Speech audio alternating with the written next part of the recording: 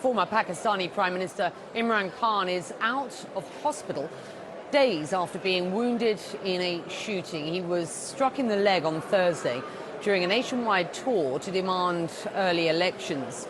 Well, Khan is now calling for an independent inquiry into the apparent assassination attempt, and he again claimed, without providing evidence, that Pakistan's current Prime Minister was one of several officials behind the attack, which also left one person dead and 11 wounded. Well, Khan says he will resume his march towards Islamabad later this week. Well, in a letter addressed to Pakistan's president, Imran Khan wrote, and I quote, "Mr. President, you hold the highest office of state, and I am requesting you to act now to stop the abuse of power and violations of our laws of the Constitution, which ensures the fundamental rights of every citizen."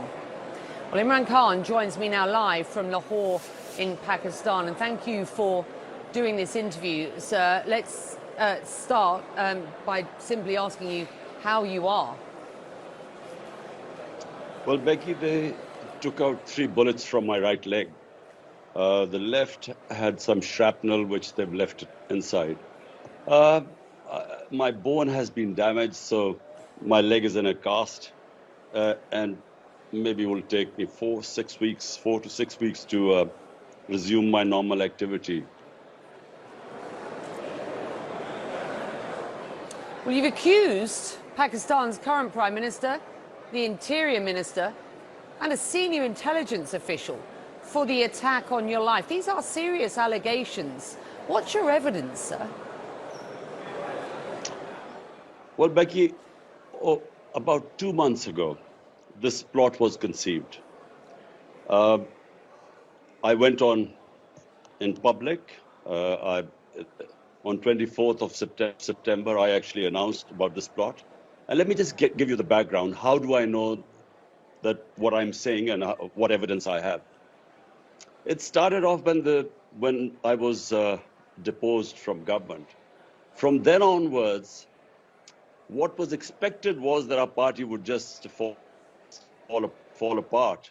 In fact, what has happened is that those 2 families being again imposed on us, who've been ruling for 30 years, there was a big public backlash. Right. And so rather than my movement or party going down, it has, the party has had such public support.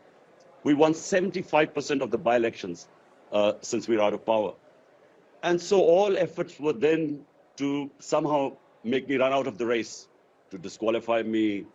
Terrorist, I was accused of terrorism, and so on. We know. Various charges. I did, with respect, ask you for the evidence behind these allegations, if you will. Becky, and with respect, if people don't know the background, how would they know why this attempt took place? The reason why that they tried everything to somehow get me out of the way.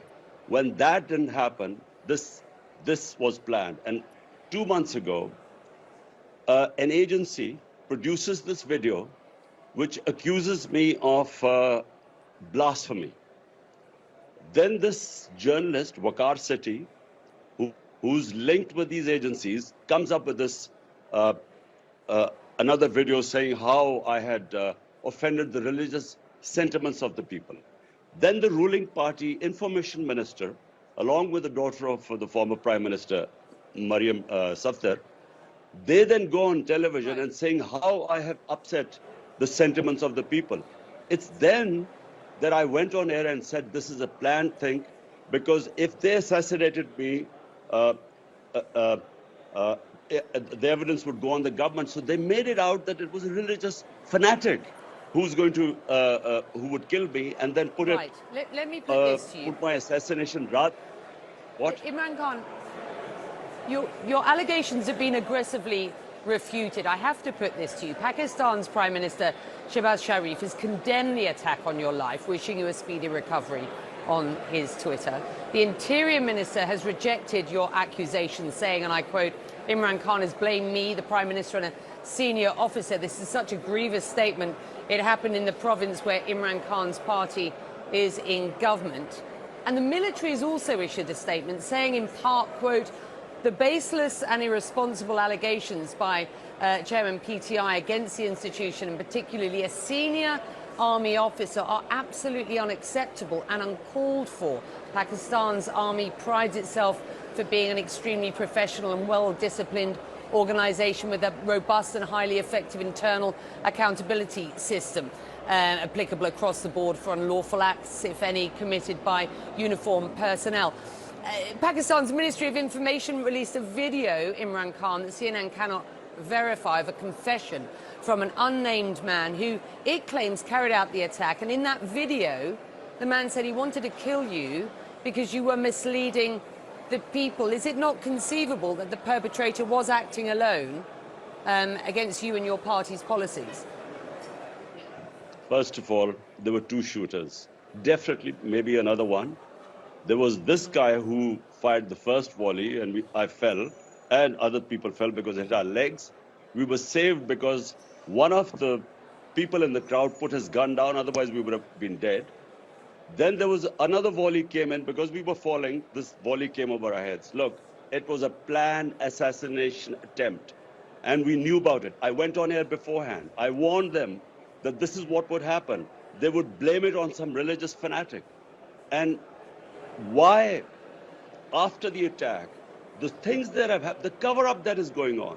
So that's why I have called for an independent investigation. These three people were responsible. If an independent or proper investigation is to be done, with them on top, it can never happen because the investigating agencies are below them. That's why also I've appealed to the Chief Justice of Pakistan to have an independent inquiry. If my allegations are wrong, then the inquiries would prove they're wrong. I know the sequence of events. I know the cover-up that took place, and it's still taking place. And we know that this was planned not now, 2 months ago. You've blamed the US and other actors for ousting you as Prime Minister, and you have made it abundantly clear that you wish to return to power. Wouldn't accusing the current government of perpetrating the assassination attempt without proof work in favour of your political endeavours? That's certainly what your critics are suggesting. Becky, I don't need any reason to accuse this government for me to get back into power. Every opinion poll in Pakistan, 75% of the by-elections have been won by us. All the opinion polls, this is the most popular party. You don't need to accuse people of assassination so that you get more popular in this country. We know what is happening. You know, the two people I've accused, Shahbaz Sharif, the Prime Minister, and the Interior Minister, both have been accused for a massacre. 12 people were massacred, and about 60 were hit with bullets when the police opened fire at an unarmed crowd which was planning to do a political protest. It's called the Model Town Massacre. They have been accused of killing people, assassination, extrajudicial killing. This is not the first time they've done it. And as for the intelligence agency, the person, the officer involved, we know how the evidence was, how this whole plot opened up. We know that how the video, who made the video, from where it went to the which journalist, how it was orchestrated, and then the cover-up that is taking place. Okay. Since, as you said, this guy appears on television. How was this allowed? This guy allowed to? I am hearing your accusations. Let me put this to you. Yeah. Let me just put this to you. Pakistan's Electronic Media Regulatory Authority had initially issued a ban on airing your speeches. That was until the Prime Minister himself used his executive order to reverse that ban. Some will see that as a show of good faith in light of your allegations against him. Do you see it as such? Two things, Becky. The clampdown on the media in Pakistan is unprecedented. One of the best investigative journalists in Pakistan, Arshad Sharif, he was assassinated in Kenya just a couple of weeks back. This guy was exposing this whole plot that took place against me. That he was hounded out of Pakistan. He ended up going to Dubai. From there, he went to Kenya, where he was killed. Two of my closest aides. One was my chief of staff, one was a senator, Azam Swati. Both were stripped naked, tortured. Both blamed the senior intelligence officer who was responsible for the torture. So look, the clampdown that has taken place on media is unprecedented in Pakistan. So for him to suddenly say that, they will lift the ban on me, it would not have withstood in any court of law. On what basis would they ban me?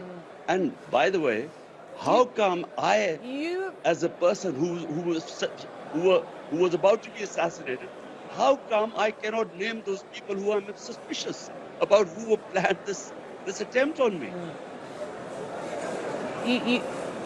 You continue to call this an assassination attempt, and you say you had evidence that this was going to happen beforehand, and you say now that you want an independent investigation. I just do wonder what information you were given and from whom to support those allegations.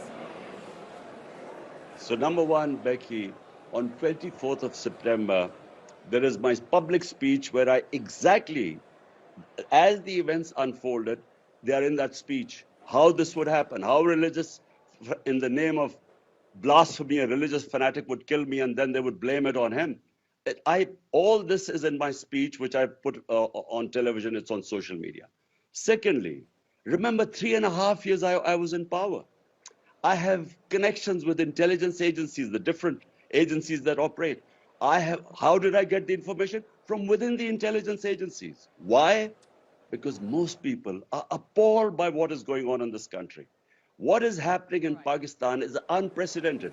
I was in General Musharraf's martial law. I was put in jail during his time. Never did we see the sort of oppression that is going on right now in Pakistan never happened even in Musharraf's martial law. All right. Imran Khan, we've run out of time. I thank you for joining us. The point of view of the former Prime Minister, and listen, sir, we do wish you a speedy recovery.